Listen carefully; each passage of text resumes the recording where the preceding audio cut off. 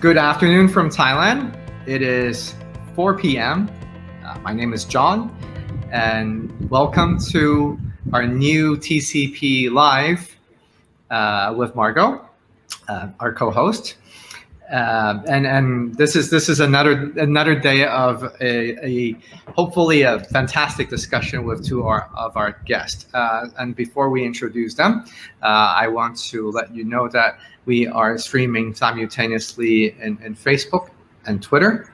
If you have any questions or comments during the live stream, you're also welcome to type it in, and we will be able to see it and to answer some of your questions. Today is a topic on how to build relationships in a diverse culture. And we're very honored to have Mr. Tan Nguyen and also Shiela to speak and share their experience on this. Just a little introduction.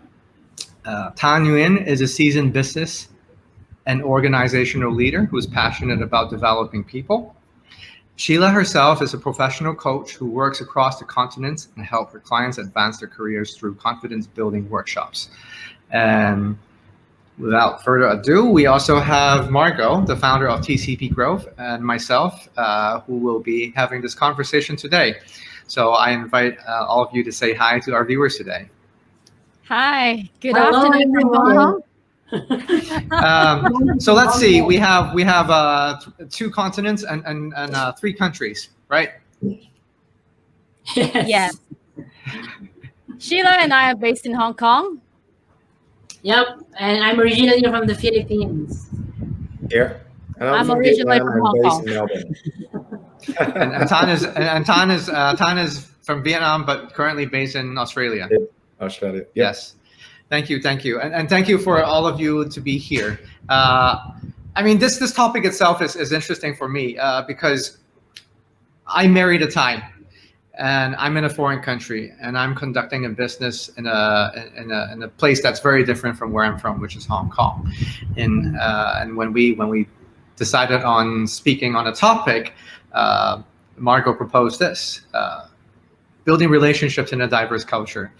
And I have so many stories to share, but before I go into it, I do want to throw out the first question for maybe Shiela can go through first. How not to build relationships in a diverse culture? Okay, how not to build relationships in a diverse culture. Before I answer that, so again, I'm originally from the Philippines and I'm now based in Hong Kong. Before Hong Kong, my first job overseas was in Bermuda Island. So I was there for 2 years, 1 year in Cincinnati, Ohio, then 9 years in Hong Kong, 5 months in India, almost a year in Singapore. So now I'm in Hong Kong. So how not to build relationships in these countries? I have 3 tips. So first is read the book, How to Win Friends and Influence People, and then do the opposite. So one example is don't smile. Don't smile. Don't remember others' names. So thank you, Arthur, for that question. And then the other one is don't respect others. There are any other tips in that book, but I'll give you now 3 examples.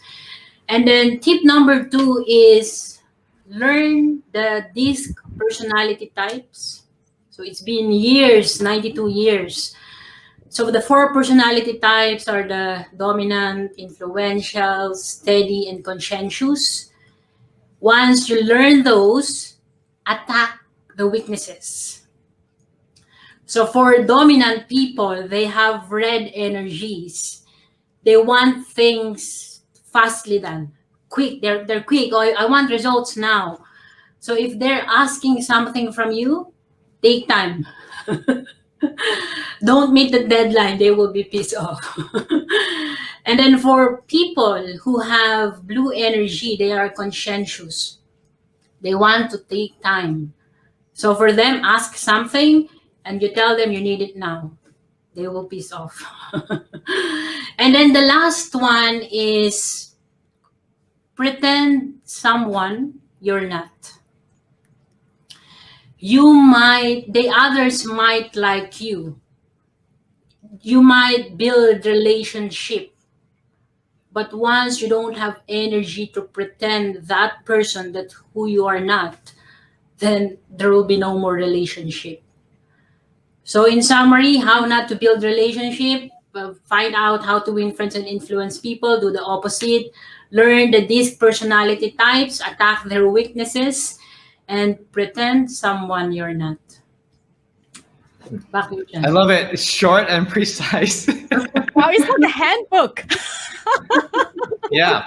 And We I- need to, and we need to another make book. it in a plaque Yeah. and make sure everyone goes onto it. Thank you, Sheila. That's great. Tan, do you have some insights on this question? Thanks, Sheila. I mean, I'll take away. I'll go ahead and try to be myself from now on. That's probably my key takeaway from today. Thanks, John. This is just a complex, simple question, and I think I look at that and just wondering. First of all, maybe we discuss like what kind of relationship we want to build. Anyway, presumably we talk about professional relationship. So I assume that everybody wants to build a good relationship. So what is the bad relationship? So as I think Sheila mentioned, like maybe good relationship is, where we have respect, honesty, and maybe we feel safe. We feel safe that, as Sheila pointed out, where if you feel safe, like you are not afraid that people would attack you and attack your weakness and do something behind your back. So this is probably the kind of relationship we want to build. So then how not to build that, not to build that, and everything to do with against that would be your ego and relationship where it's controlled by ego, it's controlled by who know best, and controlled by progress and expense of somebody else and things like that. So maybe for me it was the beginning with maybe a clarity in mind of what we're trying to achieve in relationship here, because that would guide our behavior. I agree. I mean, from what just a very brief moment of what Sheila and Tan has to say, I think there's two keywords that I can think of right now: authenticity and comfort. Like whether you're comfortable to communicate and build that relationship, regardless of the nature of it, right? Whether it's a working colleague or a business partnership or even a personal relationship. But since we're in a TCP brand topic here, I think corporate culture is something that's very interesting when nowadays, especially, we work in a business environment where our colleagues can be from a very different background of where we are, right? And when we look into building these relationships, obviously trust is also a very big issue, because we don't know anything about that person, and that person is also very different from us, right? So Margot, this question is to you. Is there any difference when we need to build this trust with someone that is similar to our background and when they're not? How is it being done? Well, building relationship is, I think this is a very like a basic instinct or basic prerequisites for human beings, because we are social animals and we work together, we collaborate. And of course, plus the globalization and digitization, and of course the pandemic, we will often need to work with people who are so far away from us, who are not having the same background or same type of knowledge with us. So one thing that I always think about is how come some people, they are very agile or very easy to communicate with people from different backgrounds, different ethnicity, different cultures, but some people not. And my observation is that it's really based on whether you have the environment to practice. Because normally during, in our education, since we were children, we usually study in a local school. probably people with similar culture. So we practice a lot on how to communicate with people with similar goals, similar background in the same place. But then when we observe some, for example, like take a look at the children, they study in a more like culturally diverse environment, like with different nationalities, or those we call them international schools. They kind of develop a better way to communicate with different cultures. So after communications in time, and there will be an ease, like a feeling of at ease, and then the relationship or trust will build up. So I think that is a very natural process in terms of like building relationship. And same actually in a corporate environment, if you have a environment to practice a lot, to communicate with people from different cultures. For example, you're in a international business development role, apparently you have more chances to practice, and versus somebody who needs to work like behind the scene on a strategic or just analyzing data. Different roles, you have different exposure. So I see that like relationship is the basics, is a instinct, but it also needs us to nurture it and how to use our communication skills to basically build the bridges with the other people from different cultures. Have I answered your Great. question? No, I think it's very useful, and I think experience also comes in play because it's so important. It's so important in our daily lives, but we're not necessarily trained for it, right?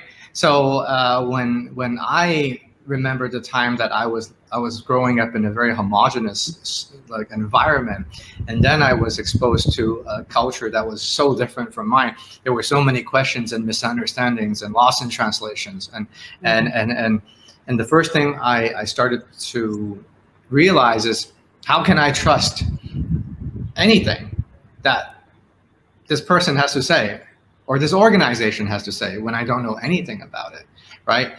Now, another interesting question to follow up is, do we use a by default attitude to trust first, or should we be hesitant and question the motives of the other person that we're trying to build a relationship? How do you tackle this? Let's start with Shiela. So so if I will trust others as default, before that, I think the most important thing is if I acknowledge of my uniqueness and I accept my uniqueness. So looking back, when I was pondering about this topic, if I could repeat my experience in Bermuda, I would do it in a different way. Because like I was born and raised in the Philippines, and then all of a sudden I'm in Bermuda Island. So the company was small. But it's a global company, but it's a small office. So 20 plus employees with more than 10 nationalities. More than 10 nationalities from Western, one Australia, America. So more than 10 nationalities. I'm the only one who is Asian. So then I would like every day, like I felt different. And then as Asian, I eat rice. Most of them, they eat bread. And I've been hearing a lot about communication. I didn't like English. That's my lowest grade when I was still studying. So if you were expect me to, to speak in English, that is like double dead.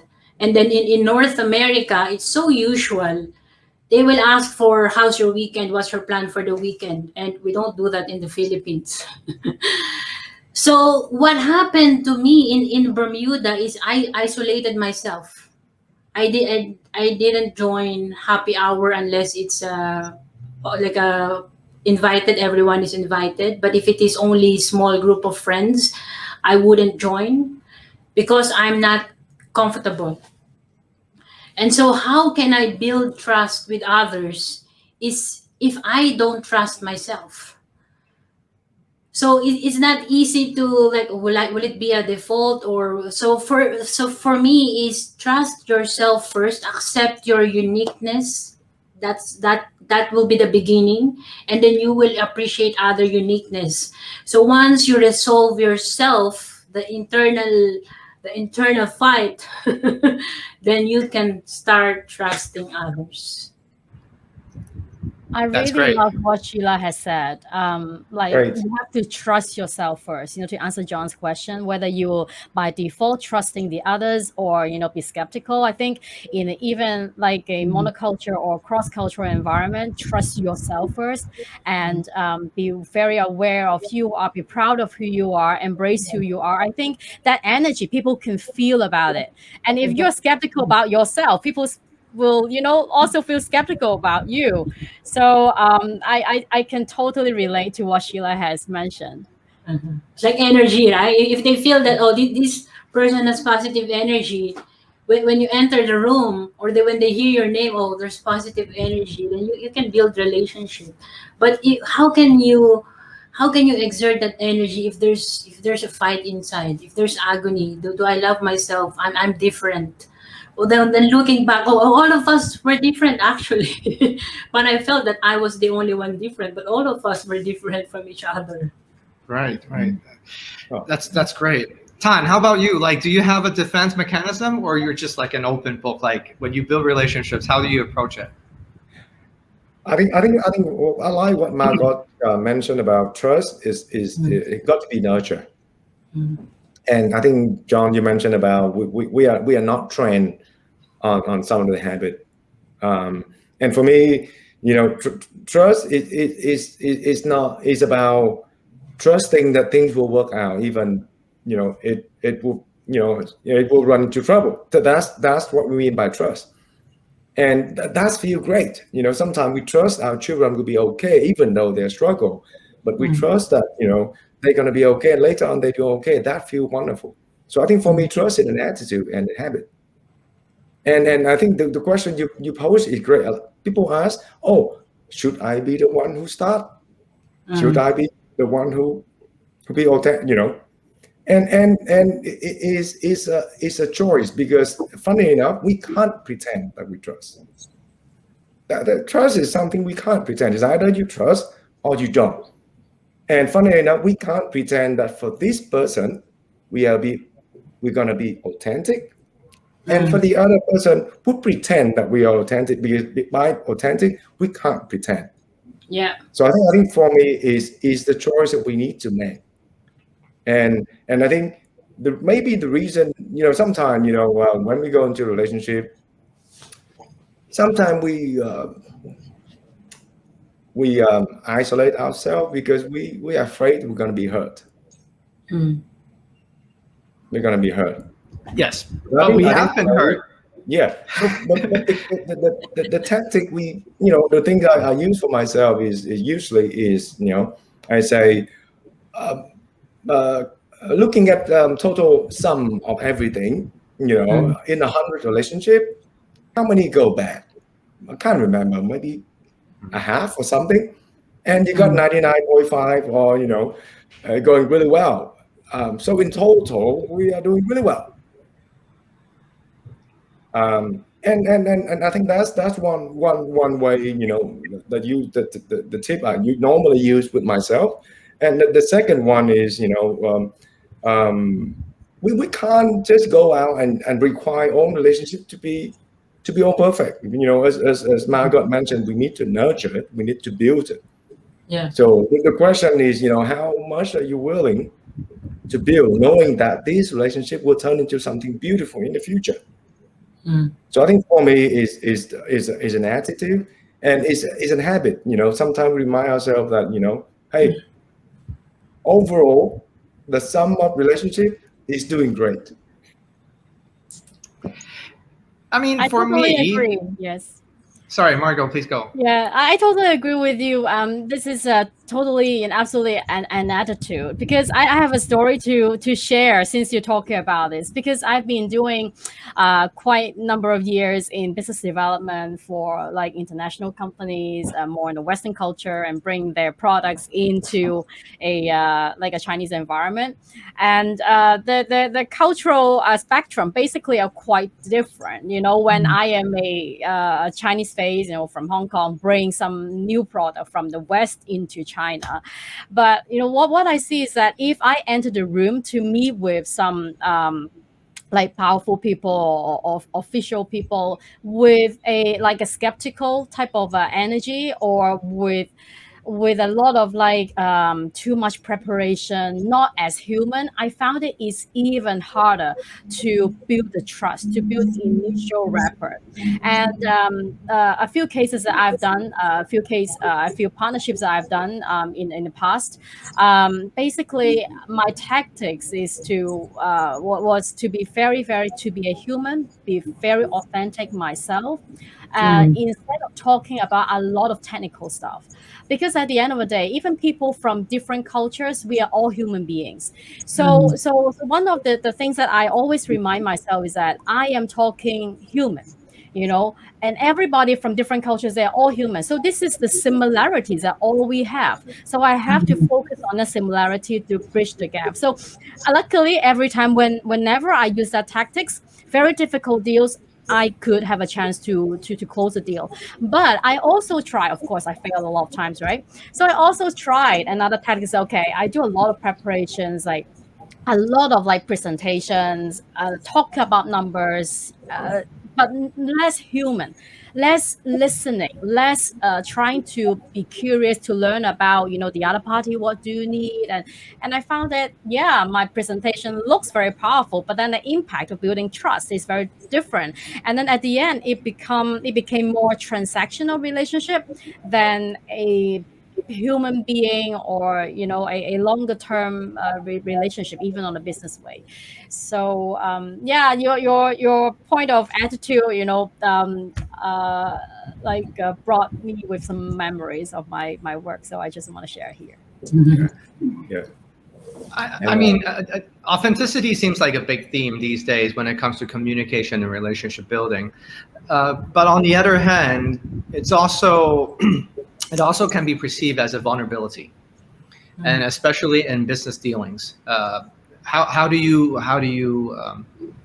approach this, or what is your perspective on this potential issue? You know, as in a corporate world and a business environment. I think for me, I test it myself. Try to test it myself, and I think it's being vulnerable. We know the benefit. We don't need to argue about the benefit of being vulnerable, because once that somebody trusts, we got to trust from someone. Everything becomes so easy, right? You got business come in. You know, when the client trusts that, you know, Margot gonna do everything for the benefit for the client, and if things go wrong, she'll be the first to tell you. That trust is hard to earn, but once we have that trust, imagine that all the support and everything you can build. But you know, being vulnerable requires courage, and as I share, we can't pretend to be vulnerable. So we gotta make a decision. We gotta make a really tough decision, tough choice. Are we gonna be vulnerable? Or are we not? You know, because the worst vulnerability is to be in the middle. Because sometimes I'll be vulnerable because that is not vulnerable. So that's the first thing. And I think the second one is to practice some habit. Practice some habits. It's just Margot mentioned, you know, how do we begin a conversation by not talking about ourselves and talk about the other person? You know, there's some rule, like always, you know, curious about the other person. You know, even like some funny things, like when we have no idea where the person coming from, find something. What's your name, Sal? I've never heard. Where are you from? Like Middle Asia, Eastern Europe, or things like that. And then it leads to something. But I think the more important part is to be prepared to be uncomfortable. Yeah. Because relationship, a vulnerable trust relationship, is built up on experience. And I think, when things go right, things just smoothly roll. But normally trust is earned when there was a problem. And I think this is where we need to be really prepared to be authentic, to be behaving in the way that benefit for the other person, for common goals. And that is uncomfortable. Mm. That is quite very uncomfortable to say sorry, very uncomfortable to keep very quiet when the other person are angry.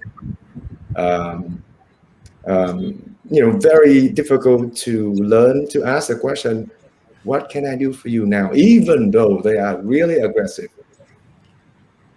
But so I think that part, that habit, need as John, you mentioned before, need to be trained. We need to practice. Just a firefighter, right? They don't remember what to do. They do it when there's a fire. So we need to train in a way that is similar to a firefighter. That when the other person angry, quiet. When the other person angry, ask, "What can I do for you now?" I think that for me is work well. That's a great insight. Sheila, do you have anything to complement that, or do you have Yeah, a different perspective? yeah, sure. So being vulnerable, as Tan said, being uncomfortable as well. So what I realized when I started my business, the Asian, so I help Asian women. I'm a confidence coach, and you think like if it in a story you're a hero. Like I speak good English, I'm good in presentation skill, I'm a professional speaker. Do you think you will attract clients because you're a hero? No. In my case, I attracted clients because I saw my vulnerability. I showed my vulnerability. I started as this. I couldn't da da da da. So all the low points, but now I'm here. So that now I'm here, and how I did it. So that's with regard to my business. In at work, it's as you said, Dan. You cannot be in the 50%. It's like the fight or flight situation. So in Bermuda, I was in the flight situation. No, I couldn't pretend. So I will isolate myself. Or in the corporate world, I will pretend that I can do it, but there's only enough energy. So if you will keep pretending, then it's your loss, right? So if we're vulnerable with, if we think we are, no, we are not attracting others. Actually, we are attracting others who can help us. Like ask for help, be vulnerable, and that's when you will attract authentic people that will truly help you. So I agree to that. I embrace vulnerability. Embrace vulnerability. That's great. Love it. Yeah. Now, we have a question from a viewer, and this is Jean Louis from Switzerland, I believe. And this is a question to Margot.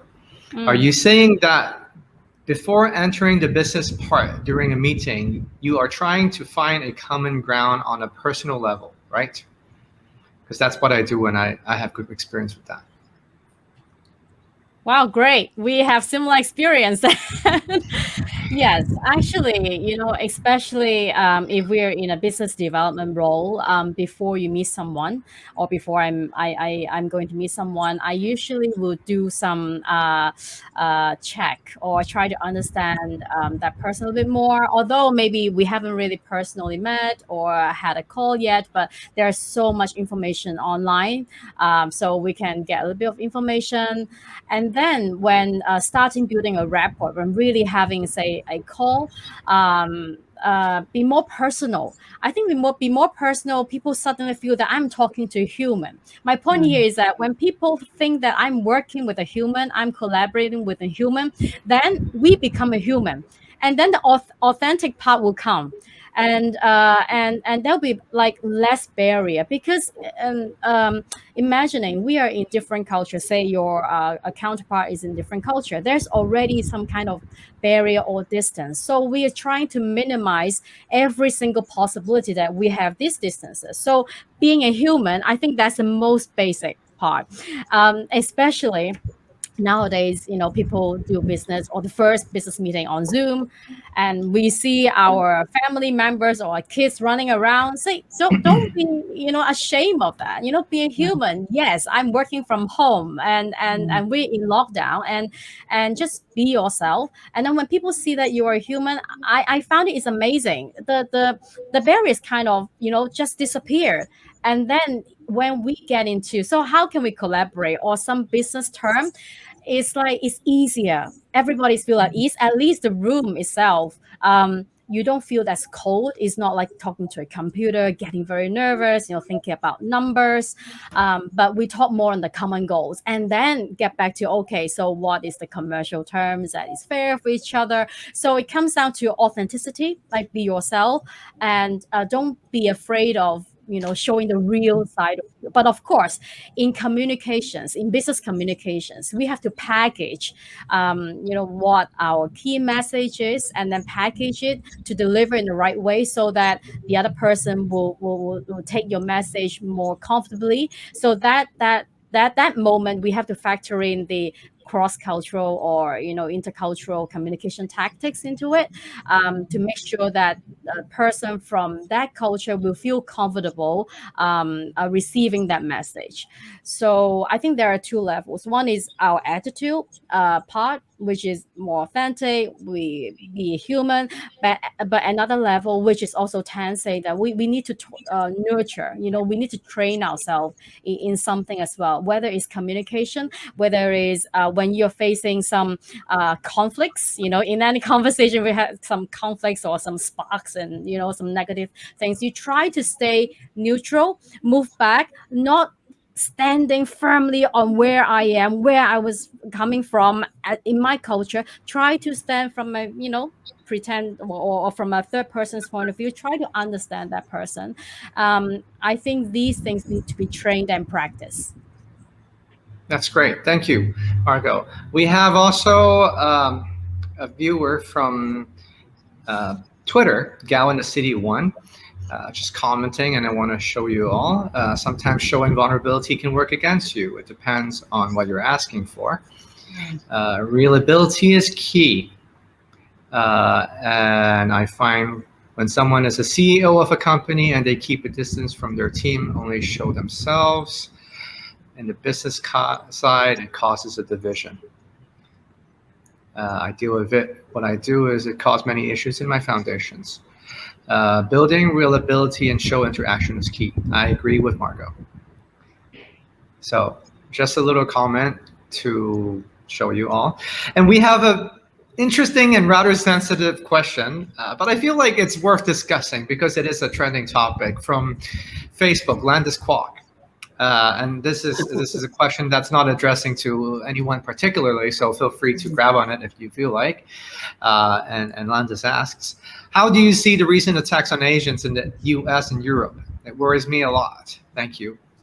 And I feel like this is something related to this topic too. So anyone want to give it a go? I think our family discussed, even, my wife, me, my wife, and the two boys, talking about that. I think our perspective is the attack happening everywhere on everyone. It doesn't matter where we are from. Maybe here we can't comment on the physical attack, being robbed or being shot at, because this is maybe we talk about, limit ourselves to discussion where we talk about being bullied, being feel like we're being treated unfairly, and for us, maybe that happened everywhere. So I think for us, as I say, is to believe that human beings are good, I think we must believe that it doesn't matter where we are from. Are we Asian? Are we Caucasian? Black or white? Human beings are good, and I think we probably need to practice some of the habits so that it go through the bump, on the challenge to build relationship. It's just within limits of being bullied, being treated unfairly, to be seen as secondary, citizen and things like that. So I think that's at least for me. I'm from Asia and I'm living in the white dominant countries, and currently living in a very white dominant neighborhood as well. And that's what we found. That's what we found. I chit chat a lot with my friends from Asia, from Vietnam, and it's really about being, as Sheila say, being comfortable with yourself and show your true intention. And one of the things it's very coincident this year. Um, Me and my wife, we put up our goal is to make new friends. And what we do is say, okay, how do we make new friends?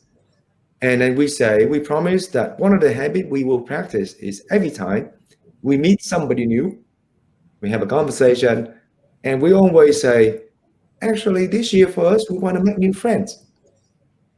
To be, just to share your intention very clearly. And interestingly, a lot of people want to make friends with us after they hear that.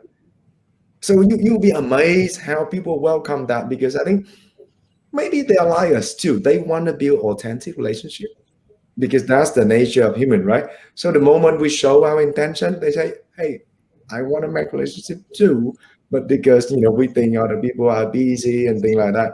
So the moment we stick with our intention, people will say, hey, why don't we catch up for coffee? And things like that. So again, I think for me is to be prepared, for those situations, because this is when maybe we can turn a threat into some opportunities there. I want to move on to a different angle in terms of building relationship, but somewhat related to the things we were discussing, which is related to managing expectations. When relationships are being built, it's a two-way street, right? Like, we come from a place that we expect a relationship to be established in a certain way, and then the other party also has a certain expectations. Why don't we start with Margot, perhaps? How is that process? How does that process play out when there's a new person that you need to build a relationship, or you would like to build a relationship? How do you manage your expectations with someone who's from a different cultural background? Well, it's very, very common. It happens all the time that when you try to build a relationship with somebody from a different culture, you have to really manage your expectation, because we have a habit that we will benchmark ourselves to the counterpart, to the other person. We think that, okay, if I do A, you would do B. So there will be, it's very common that we have this hidden assumption. And once the assumption is not being fulfilled, or your expectation is not being fulfilled, and you got I got offended or something, and then problems arise. So I think it's really important for us, especially when communicating with colleagues or business partners from different culture. Try to stay a little bit neutral. Then assuming that that person will react this A way or B way, or maybe that person will react in a way that you've never seen. But then try to be curious, and try to be positive and curious, and to understand, what makes that person react that way. How can I get some more information that that person will feel comfortable with? You ask yourself a lot of questions, and I think at that point you need to have some self-reflection first, instead of putting your energy of, how come she's doing this or he's doing that, and I think that would be a better attitude to try to bridge the gap. than widening it because of expectation. Because expectation can kill a relationship. So, so it is too costly, especially if you're professionally doing this type of jobs. Thank you. And Sheila, what about you? How do you manage your expectations when you're building relationships? Yeah, so for what Margot said, spot on. Don't have these assumptions. So even if you know your expectations, it's better to inform the other party of your expectation. And then the other side of it is, for me, what is important as well is to know the behavioral style of other party. So what I meant by that is like there are employees who don't like to be micromanaged. So the style to them is give them the goals, have regular check-ins, and then only meet in the completion of the task. But there are also employees who like to be guided during the process. So they need step-by-step guidelines. So one example is when I was still building the teams in India and in the Philippines. So I tell them my expectations, and then to make sure that they understand what I'm expecting, I ask them to repeat what I said. So there's difference in what you said and how others received what you said. And then I gave them the step-by-step process. Then in the end, feedback, so the completion. So be aware of others' behavioral styles. And also an experience. So I was in hedge fund services. So I was dealing with I was working with different teams: relationship manager, sales, fund accounting. I was in investor relations. So we also have to understand if are we dealing with someone when you ask them to, oh, I need a report because I'm completing it for a high value client. I need this by the end of the month. If you're talking to someone who is conscious of time, you don't have to repeat it. But if you're dealing with someone, when you remind, oh, I need a report today. Oh, I just realized that you need it today. Give me more. Give me 2 days more.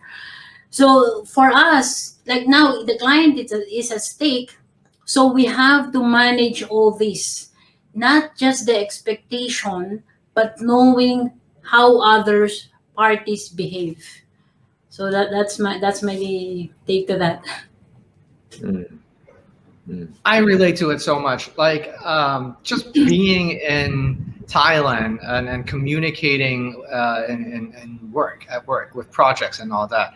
I am a person that is very explicit for my expectations, you know, and so I'm often very straightforward when I communicate with people. But the Thai culture itself is often implicit, and so when they understand or they don't understand, they don't tell you exactly how they feel, and that causes this discrepancy in expectation, right? And at the very beginning, I have to say I was quite frustrated about these experiences, but like you said, you know, it's always to understand who's the other side, what do they behave, you know, what is this cultural norm, etc., etc., right? So what about you, Tan? Like you work across like different continents, you must have some experience related to this as well, right? Oh yeah, I mean, coming from Vietnam where everything is quick and everybody works like long hour and things like that, and you come to Australia is a totally different culture. I think I can relate to what Margot say is about being curious. And as human being, we can't help but expect, because you know, even though we say that I'm not going to expect anything, we are expecting that not to expect anything. So maybe you know, you guide our expectation to being curious about the other person. You know, maybe guide the expectation to understanding about the person, as you say, you know, observe how they behave, observe what motivate them, being curious, and trusting that that's going to be a process, that we're going to process, and I think that is for me is a way to kind of manage, so you know, guide our expectation to being curious, to being about understanding the other person. Yeah, I agree with that as well. You know, understanding, and it takes some time. The observation is a very Yeah. powerful tool. You learn along the way, because even though some people say, "Oh, I'm going to have business with a certain a country with certain culture," and then they read a lot of books about, "Oh, that country has A, B, C, D, E. I just follow everything." But how come I still cannot Yeah. build a tie with that? A company or people. I think books are based on research. Yeah. Majority of the culture might be like that, but we still need to understand that particular person through your communication process. What have you learned about it? What was your observation? And you have to digest, and then think about the ways that, you know, how I can adjust myself to communicate better, to get what I really want to achieve in this partnership or something like that. That's great. Thank you, Margot. We have another comment from Sean Louis. I think that patience and interacting with people from other cultures is fundamental. Not everyone will be direct while talking about certain topic. Yes, patience. One very important and very challenging, well, depending on who you are, I suppose. How much patience should we have when we build relationships? Who wants to go first? Like so in my so it if we really want to build that relationship, the patience is very important. So what I've mentioned earlier, so I already came from Asia, and then I worked with Indians and Filipinos. So as Margo said, it's not about knowing knowing the books, reading the books, because each one of us is unique. There will be different type of upbringing, values. So patience, if we can only buy patience, right? But then once the other side really feels that we are concerned to them, that we are doing our best to build that relationship, you know what? They will not only work for paycheck, but they will also work for you because of that effort you did in building that relationship. So I would go for 100% patience. And I think patient is patient is relative, like depends, like people mention patient by time, but then, I tend to look at patient in terms of have we tried everything we possibly can. Sometimes when we try everything we possibly can, we seem to run out of patience. Yeah. One of the things we can always do is when we run out of patience, the best way is to be vulnerable, to be say, I really want to find a way to work with you. I try everything I possibly know in my knowledge. How can I do it? Yeah. Okay. Yeah. Now, From a cross-cultural business perspective, I think patience is important, but at the same time, it has to go hand in hand with strategy. Because very often, we have to bring a product to a new place or have a business partnership. We need to kind of also understand the resources, the limited resources. So it has to go hand in hand with strategy. And my point is that you need to keep reflecting every single interaction with that person. You need to keep reflecting how I can do better, how I can facilitate the whole process, so that both parties will feel comfortable. And I think patience, as Tan said, it's not only about time. I think it's also comes with your energy. Your dedication in trying to solve that problem. I think that is maybe another dimension of patience. It is not the time dimension, but the depth dimension, that you really dedicate the time, the effort, the energy to solve that problem. Does it make sense? that's It makes a lot of sense. I think sometimes, as you point out, I think maybe we're trying to be too many relationships at the same time. And we need to be in a position to spend the time and the effort for the relationship we want to build. I mean, what I find challenging is we also have different expectations about this term patience, right? Like how much is enough and how much is too much, right? I believe that I have given enough patience towards a relationship that I'm trying to build, but whether that is the equal part that the other side is thinking is also something that we need to communicate, right? And that's when it gets tricky, when the cultural values are different fundamentally. And so I find that communication is crucial when it comes to these intangible tactics that we think we have deployed and we think we have done the right thing. And this goes into the next question as well. What about honesty? Is honesty always a good approach to build relationships?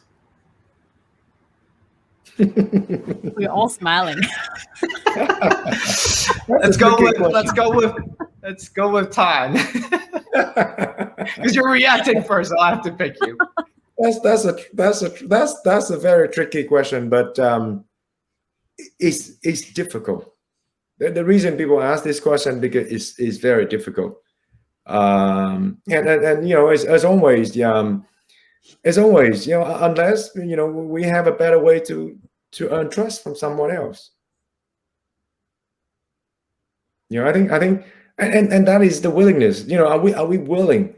Are we willing to show our vulnerability, to show our honesty, so that we can earn trust with that person? I think that speaks a lot of volume. If we, from the other person perspective, that this guy or this girl are willing to admit, we are not perfect, we make a mistake. This is special. This is something rare. I mean, we being somebody who dare to be honest, to be vulnerable is rare. And we human beings like rare, like things, scarcity. So I think unless we can prove pretending to be honest is a better option, then I think I'm stick with being honest. What we might need though is we need courage to be honest. Well, I think there's also another way to look at this. Just because we're not being 100% transparent doesn't mean we're not honest.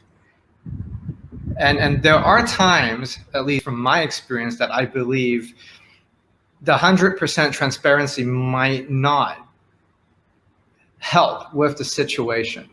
And so there's the question of how does honesty comes in play with building this relationship that we can feel comfortable, right? Because, we were talking about authenticity. We were talking about how safe we feel in this relationship.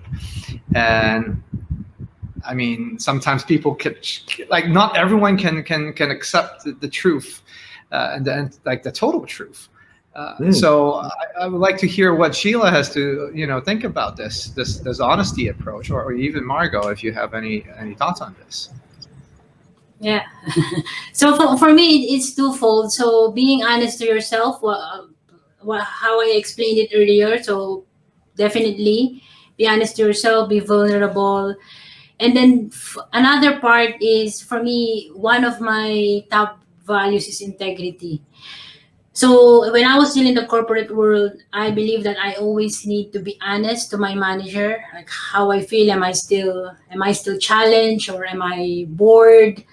Do I have difficulties, or do I need help? So that there will be no surprises in the end. So one example is, if I'm bored but I'm not telling my manager, then I'm already looking for jobs because I'm not honest. It's not fair, right? And then on the other example is, as a manager, it's normal in the corporate world that there will be hearsay, negative comments. If we're talking to our subordinate, we need to provide honest feedback. But for those negative feedback, we have to do it with extreme care. Because as you said, John, like 100% transparency is not always good. So, but we can always package it. Like Margot has been telling, these packages have strategies. So yeah, honesty to be honest to yourself and be honest to your values.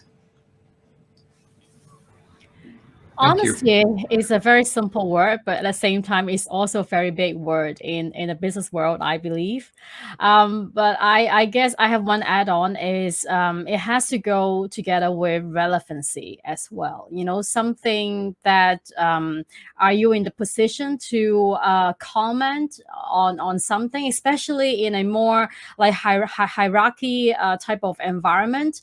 Um, where you are, you have to be very assertive of where you are and how much you can express to certain people appropriately. I think that has to be evaluated before you come up with again a communication strategy or tactics to put your message across. It might not be directly from yourself, it might be from another team, it might be, you know, from another person, or from some market research to show to your business partner. So that is the real situation. Instead of you tell, hey, this is the wrong assumption of the market, you know. So relevancy has to be factored in. I tend to agree on this, and this also, this honesty thing reminds me. I always have this movie scene in my mind, and I don't know if you guys have seen this movie. It's a movie by Christopher Nolan, Interstellar, and so there's this scene where the astronauts are going to space, and there's a robot with them. And this robot, it's an artificial intelligence because, you know, he's able to communicate with the astronauts. And there's this one scene that the main character was trying to communicate with the robot, trying to extract some information. And because the honesty level was set at 90%, you know, some of the answers were not pleasant as a human being to receive. So the guy had to actually kind of manipulate the machine and say, okay, let's keep honesty level at 70% instead. Just to say, you know, save face or save feelings and all that. So I love this, you know, this question, because I like to also see what people think about, you know, the honesty and transparency level, especially in communications or relationship buildings in the workplace. I think it's quite different from also building personal relationships as well. So yeah, thanks for entertaining me. I like your example. Just to go into some of the comments where we have in Twitter, Gal in the City says, a person has to know when and where and with whom. We all wear different hats with different people. Yeah. Absolutely. Totally. Reliability and vulnerability do not necessarily go hand in hand. Being transparent in business versus being transparent with friends is very different in what we need to. Correct. Yeah. Modulate the narrative. Correct. Okay. We have only a few minutes left, and I do want to have one. I do have one more question for the speakers here, and this is also something that I find quite interesting, which is the nature of building relationships in the working environment. Obviously, some cultures value it more than others. Meaning, if I were to be working in a, let's say, German company, where people are very much sticking by the rules, you know, logical thinking is the most important thing, and relationship is maybe second tier or even irrelevant in business communications or deals.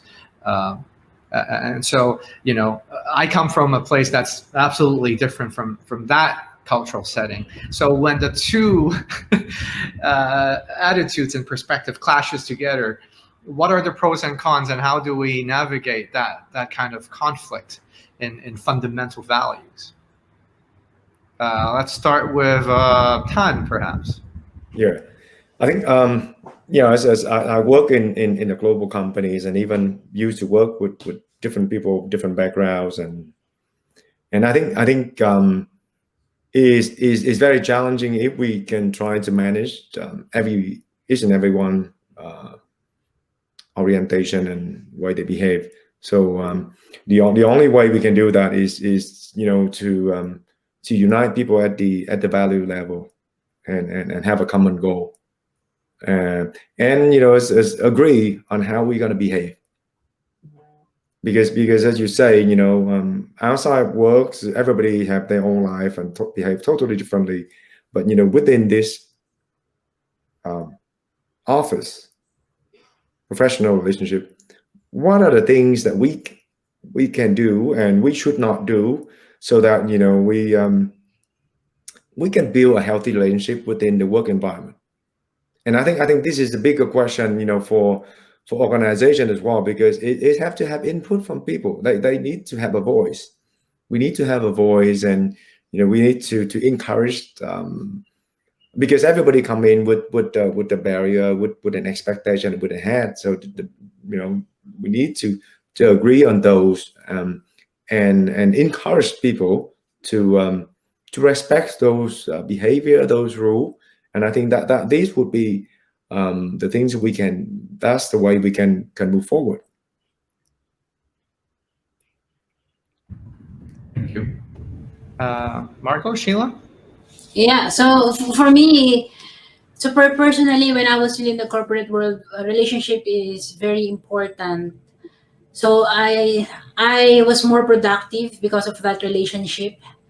And even though I had offers from other companies, but because I have that good relationship with my company, with my colleagues and clients, then I would ignore those offers from other companies.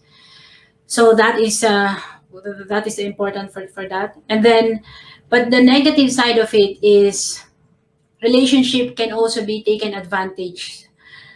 So the head of the operations, for example, is a good friend of the head of sales. So then sales needs something from the operations because they have this personal relationship.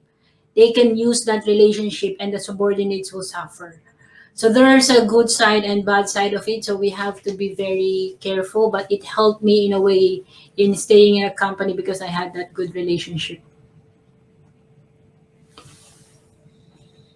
Very good observation. And I only have some add-on is that I think nowadays when people get into work in a company, people used to use the word of a corporate culture, but I think nowadays more and more people use the word community. When you join a company, it's basically is that you are joining a community. So there are some rules and regulations or uniqueness about a community. I think it's good to learn about it, be curious about it, and very often we have to think about how we can fit in, or what I can bring into the community, and so respect is very important. I think in a corporate culture it's also easier in a way that because there's a common goal. Because it's like working in a big ship, there's a common goal. So the common goal can bring people together. So look at the similarities instead of the differences, and respect and try to bridge the gap. I think that's my 2 cents. Thank you, Margot. And with this, I would like to conclude today's TCP Live show. Thank you for all the people who have been watching this. We're also going to edit the video and broadcast it in different platforms we have. If you are interested to follow what we have following, I encourage you to follow and like the page of TCP, which is broadcasting now. Sheila, Tan, Margot, I thank you all today for wonderful inputs and insights. I myself have learned a lot, as I have always been in these shows. And I hope to meet with you all soon in the future, live or online.